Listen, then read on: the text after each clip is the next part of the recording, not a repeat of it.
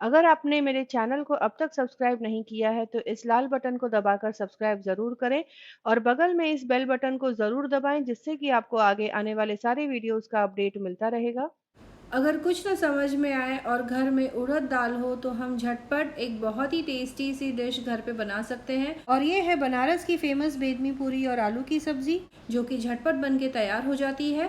तो यहाँ पर मैंने बेदमी पूरी बनाने के लिए एक छोटा बोल यानी कि 1 कप के बराबर उड़द दाल, इसे 4 घंटे के लिए करीब भिगो कर रखा था। तो अब इसे मैं मिक्सिंग बोल में लेकर इसका स्मूथ पेस्ट बना लूँगी।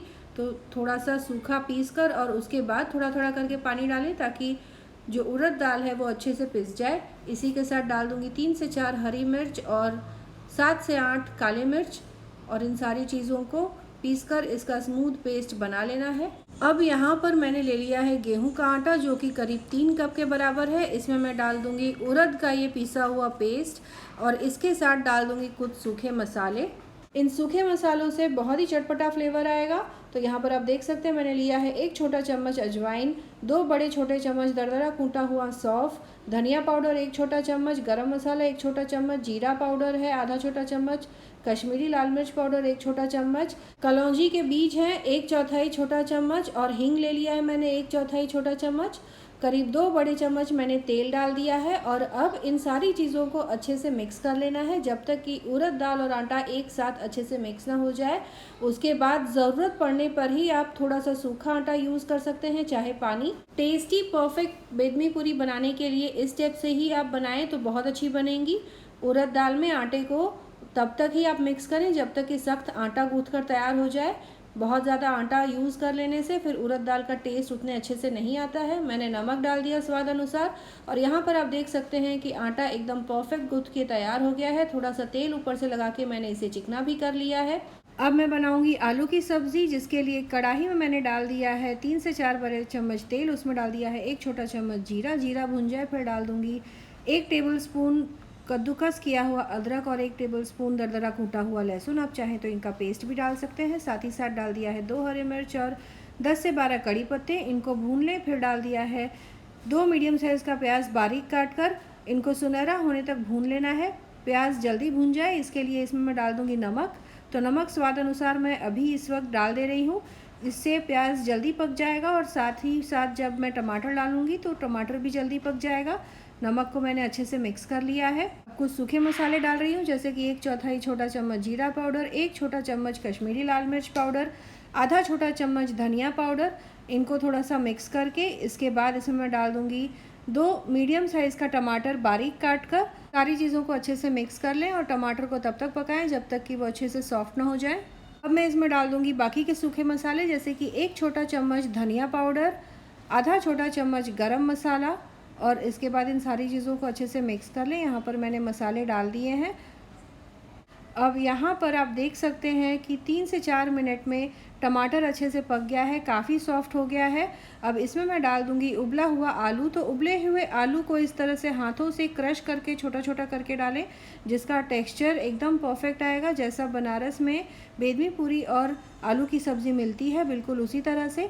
तो इस तरह से छोटे टुकड़ों में तोड़कर इसे डाल दें और अच्छे से मसालों के साथ मिक्स करके करीब 1 मिनट तक धीमी आंच पर भून लें, ताकि आलू में भी इस मसाले का फ्लेवर आ जाए। उसके बाद इसमें पानी डाल देना है। तो 3 कप के बराबर मैं पानी यहाँ डाल रही हूँ और अच्छी तरह से सारी चीज़ों को मिक्स करके उबाल आने तक इसे पकाना है।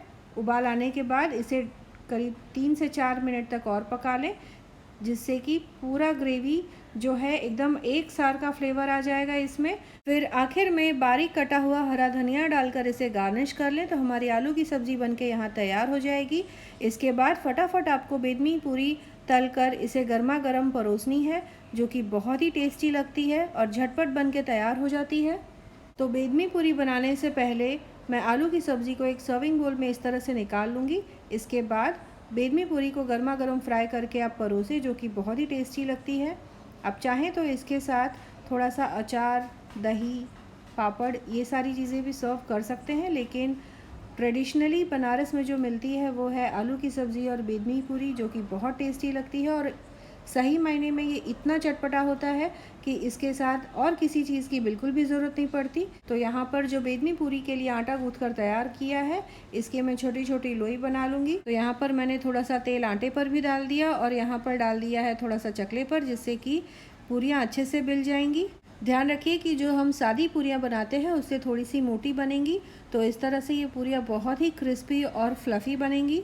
तो यहाँ पर एकदम हल्के हाथों से इस तरह से गोल घुमाते हुए इन पूरियों को बेल लेना है, और बिल्कुल जिस तरह से हम सादी पूरी बेलते हैं जिस साइज़ में, उतनी ही बड़ी आप बेलें। और यहाँ पर ये पूरियाँ बन के तैयार हो गई हैं। अब तेल अच्छा गर्म हो जाए उसके बाद ही आप इन पूरियों को तेल में डालें और कलछी से हल्का सा दबा दबा कर इनको तलें, जिससे कि पूरियाँ अच्छे से फूल जाएंगी। ये देखिए एकदम फ्लफ़ी और सुनहरे रंग की ये पूरियाँ बहुत ही टेम्पटिंग लगती हैं। और जैसे ही एक तरफ से ये फ्राई हो जाए, फूल जाए, तो दूसरी तरफ से भी इसी तरह से इनको फ्राई कर लेना है। तो यहाँ पर हमारी बेदमी पूरी बन के तैयार है। इसे आप गर्मा गर्म आलू की सब्ज़ी के साथ सर्व करें। आप इस रेसिपी को ज़रूर ट्राई करें और कमेंट करें अपने एक्सपीरियंस के बारे में।